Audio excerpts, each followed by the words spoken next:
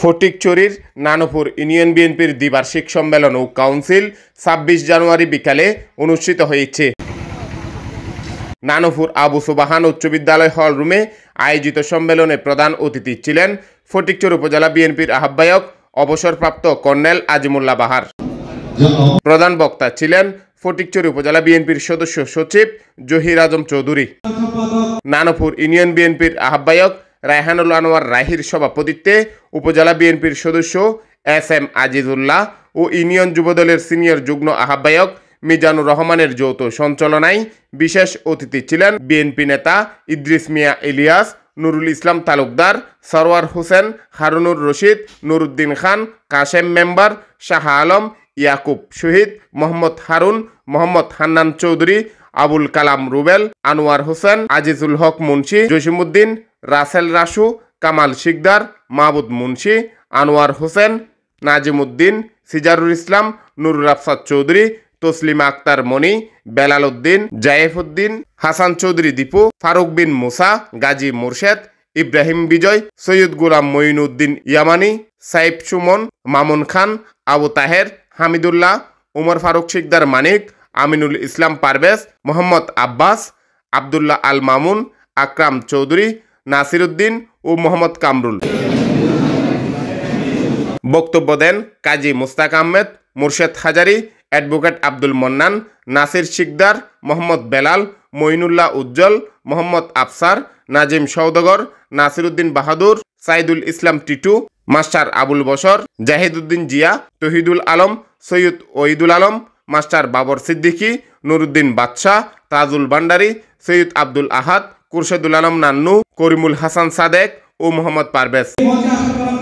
দ্বিবার্ষিক সম্মেলনের দ্বিতীয় অধিবেশনে কাউন্সিলরদের গোপন ভোটের মাধ্যমে সভাপতি পদে খায়েস আহমেদ ও সাধারণ সম্পাদক পদে মোহাম্মদ সারোয়ার নির্বাচিত হয়েছেন। বিভিন্ন ইউনিয়নে আমাদের কাউন্সিল করতে গিয়ে, আমাদের সম্মেলন করতে গিয়ে দেখেছি যে আমাদের যারা নেতা কর্মীরা আছে তারা তো বটেই, আমাদের যারা সমর্থকরা আছে তারা একটা দীর্ঘ সময় ধরে কোনো কথা বলতে না পারার যন্ত্রণা, এই যন্ত্রণা থেকে মুক্ত হয়ে তারা কিভাবে তাদের উচ্ছ্বাস প্রকাশ করেছে। প্রত্যেকটা ইউনিয়নে আমরা এটা নিয়ে 15টা ইউনিয়নে আমাদের সম্মেলন করেছি। আমাদেরকে 2022 সালে যখন দায়িত্ব দেওয়া হয়, আপনারা জানেন একটি ফ্যাসিস্ট সরকার এই বাংলাদেশ একটি মাফিয়া স্টাইলে দেশ পরিচালনা করছিল। যখন গণমানুষের কোনো অধিকার ছিল না, রাজনৈতিক দলগুলো তাদের অধিকার হারিয়েছিল। সেই 2008 সাল থেকে ধীরে ধীরে যার মাত্রা তীব্র থেকে তীব্রতর হচ্ছিল, যার কারণে 2022 সালে খুবই দারুণ এবং খুবই দুর্বিষহ সময় ছিল আমাদের দায়িত্ব পালনটা।